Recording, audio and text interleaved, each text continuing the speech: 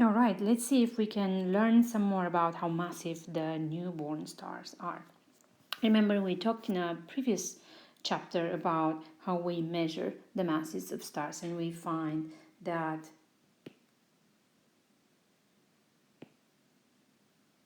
the stellar masses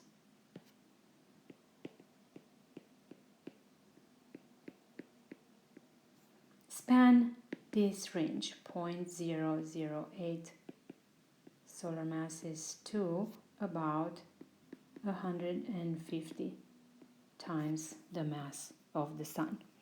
So I'm hoping you might wonder, why is it that there aren't stars with masses outside this range? So we're going to address this question here, and it turns out, and I'm just going to spoil it for you, the answer once again comes down to the battle between gravity and the pressure. Remember, gravity pulls in.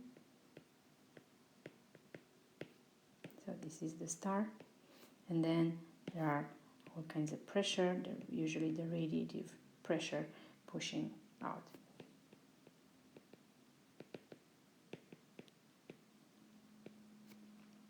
So, all right, just for a reminder, these are very young, massive stars, blue, obviously. They radiate a lot of energy because they turn the hydrogen they have in their core into helium at a very fast rate. So very efficient and fast nuclear fusion. Hydrogen into helium in their cores. This is the Pleiades open cluster. There are some low mass stars which are red but not luminous enough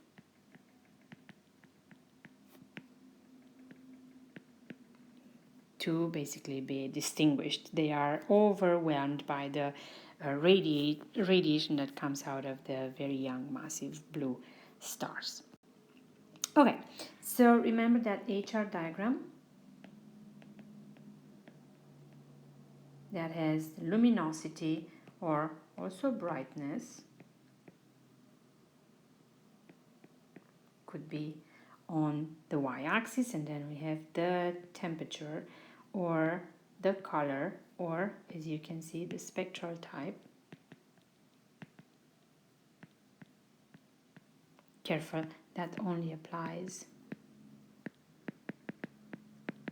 to the main sequence stars, the living stars, the ones that fuse hydrogen into helium in their cores. These, the giants, supergiants, and the white dwarfs, not living stars. We're going to learn about them and what's happening in their interior in the next chapter when we talk about the phases of dying stars. Okay, so main sequence, right? This is the main sequence of shining living stars. They have hydrogen fusing into helium in their core, and that's what produces the energy that we see of them. And on that main sequence, the low mass stars are situated in the lower right corner, and the very massive stars in the upper right corner. And something to remember, we said that the very massive stars are rare and the low mass stars are the common ones. Okay, and how massive are the massive stars? Not more than about 100 times the mass of the sun. If they're more massive than that, they would blow apart. Okay, and the less massive ones, like the least massive, they cannot be less dense. They're always greater in mass than 0.008, a tiny fraction of the mass of the sun. But they cannot be, you cannot find stars with masses smaller than that. And as we will see, they cannot sustain fusion. The gravity is just not strong enough to heat up the core for the strong nuclear force to take over. Okay, so we said the mass limits, they are determined by the battle between gravity and the pressure, or more or less the balance between the two. Okay, so we have radiation, pressure, and then the force of gravity, the push in force of gravity. All right, so let's talk about the low limit here. So basically, we learned that this is it. So if the mass of that protostar is at least 0.08 times the mass of the sun, then the gravitational contraction is strong enough to hit the core until the fusion begins, which means until the star is born.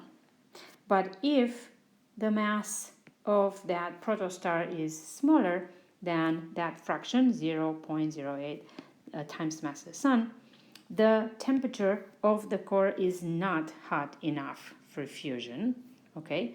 And the gravitational contraction is halted, okay? What's happening there? What stops the gravity? Why isn't it possible that the gravity push more and more? At some point, it stops.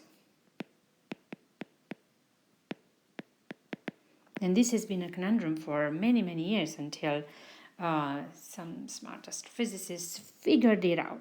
At some point, this volume becomes too small, and those particles basically don't have enough energy levels to for the particles to occupy, right? So what's happening, the laws of quantum mechanics actually are going to prohibit two or more electrons to occupy the same energetic state in the same place. And so it's not about how fast the particles are moving, okay? So it's not going to happen, it's not going to matter how hot that protostar is. It is another form of pressure, and that is called, and this is kind of cut here, so I'm going to write it down. It's called the degeneracy pressure. And of what happens, right? So there are two different pressures that you might by now be aware of, and especially this one, the thermal pressure, which is the pressure that basically makes a balloon grow in volume, right? So you basically pull more particles in the volumes, and that's one way of increasing the volume, of stretching the volume. But there is another one that depends on the heat content. You put more particles that are moving very fast, and when they hit the wall, they're going to push it, and that's the cause for its expansion, right? When you cool it down, so this is cool and this is hot, right? And therefore that kind of pressure depends on the temperature of those particles, or the kinetic energy of the particles. All right. So yes, indeed, that is the main form of pressure in most stars. But when the particles become too crowded, right? So when volume is too small, okay, so small that the quantum mechanics, the laws of quantum mechanics actually kick in,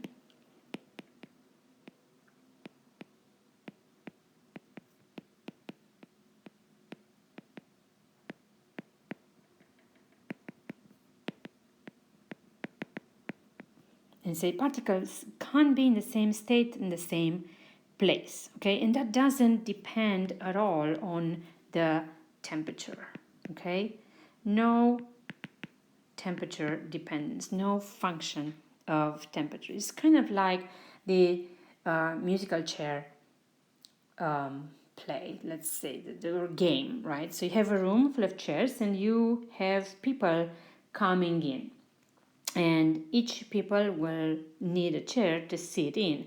But if there are more people than chairs, right, they will have to move around until they find one empty chair that has been, I don't know, at some point unoccupied because the previous occupant of the chair needed to move around or do something else. And so the particles actually kind of start moving around really, really fast in the quest for that energy level.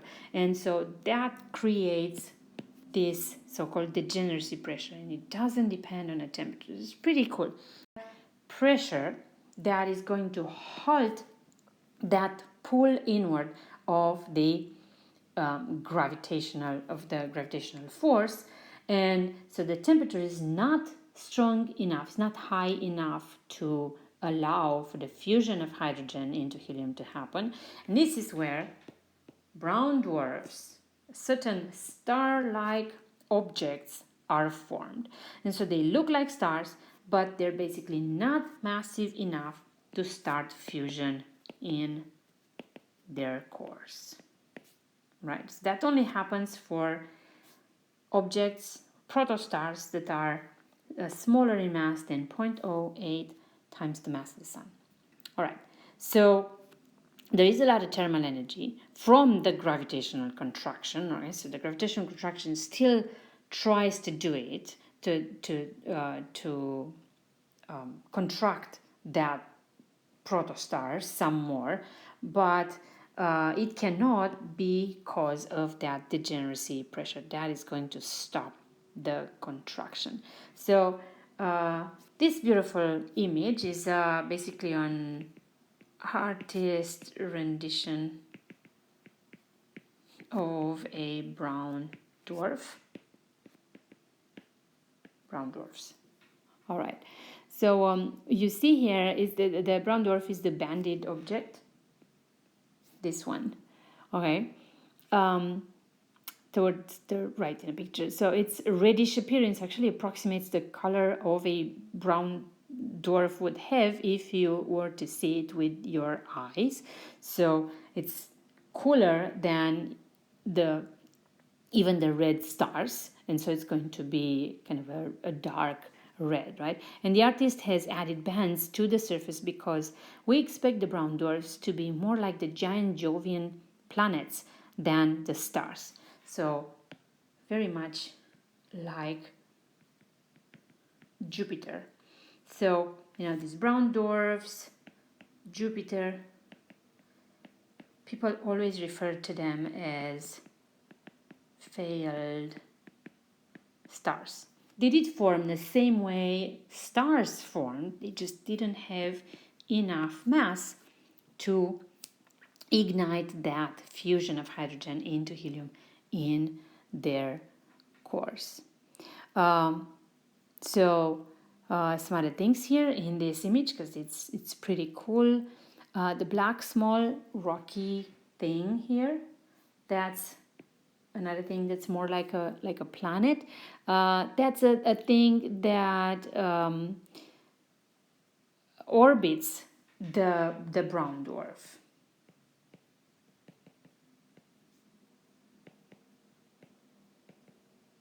Pretty much like Europa, Callisto, Ganymede, and Io are the objects, the satellites of Jupiter. And in this system, this is the star that has hydrogen fusion in its core. All right. We actually can spot brown dwarfs, and this is an example. These are a bunch of brown dwarfs. They're identified here by circles, but yeah, they can actually be observed in infrared because they're still relatively warm and luminous. So again, the radiation that comes from brown dwarfs, that is thanks to the thermal energy left by the process of gravitational contraction. So kind of interesting. We learned about a new type of object.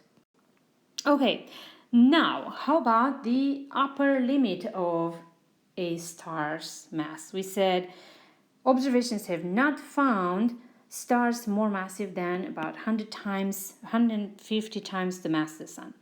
So models and all the observations we had so far of stars, massive stars, suggest that the radiation pressure that is created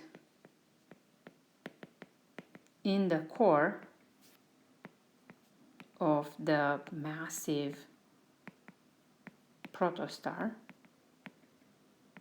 and the more massive, the more efficient, the faster the fusion reaction will be, right? So the radiation pressure created in the core of the massive protostar is going to be strong enough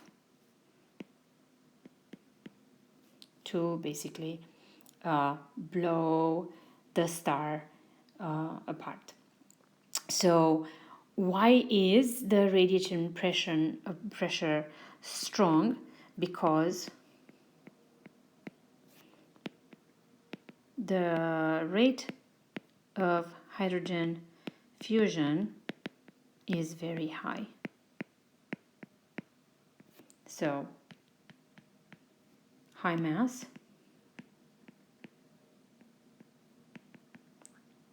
strong gravitational pull inward, and therefore higher and higher temperatures and pressures in the core, very high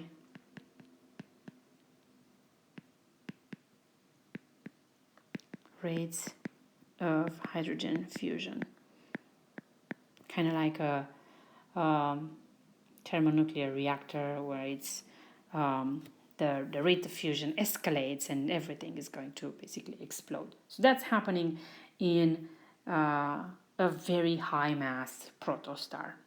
So higher than a certain limit, which seems to be this one. So far we've never observed a star that's more massive than about 150 times the solar mass. So, you know, if you get to hear about that one, you would perk your ears and read about the literature and the proof for that star existing, because, you know, the physics behind it doesn't really make sense so far. So if we observe that, we're going to have to modify the physics in order to understand why such a massive star would exist. Now, here is a very nice graph that illustrates for you the demographics of stars. So we already mentioned there are the massive stars, right? The massive stars are very rare. So you see, for example, in one cluster, right? So distribution of stars of different masses in one cluster. Just an example, okay? For one massive star, there are at least a few hundred low mass stars. So much more common than the low mass stars than the high mass stars. Okay, and this it's coming from observations, and that's definitely helping putting together models that create stars out of a huge cloud of gas. Okay, so explain how star formation happens. So many more low mass stars than high mass stars. And so say for example, if this cluster is observed, well, guess what? This is going to be the dominant one. So the high mass star is the dominant. Even though there are 200 stars that are of less mass, right? So small mass,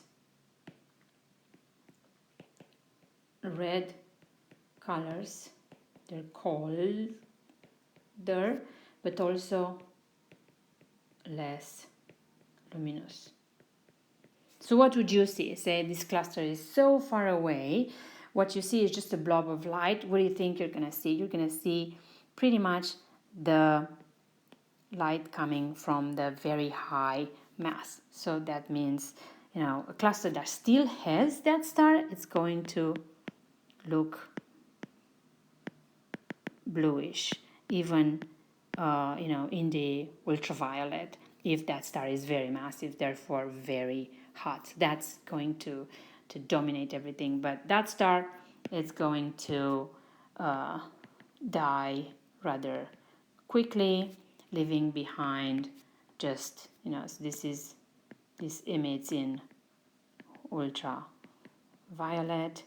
or UV, and then you have the blue color, right? And they're gonna continue to shine and use their hydrogen still kind of fast, and then you go to sun-like stars, and so you see how with time the color of that cluster is going to change until after at least a few tens of giga years, right? Because 10 giga years is basically the lifetime of the sun. This would look very red because all the other ones, the higher mass stars, already died. So basically they don't exist in that cluster anymore. I'd say it's pretty cool, isn't it? We're going to talk about what happens, how do the stars live in the next chapter, how do they live and how they die later on.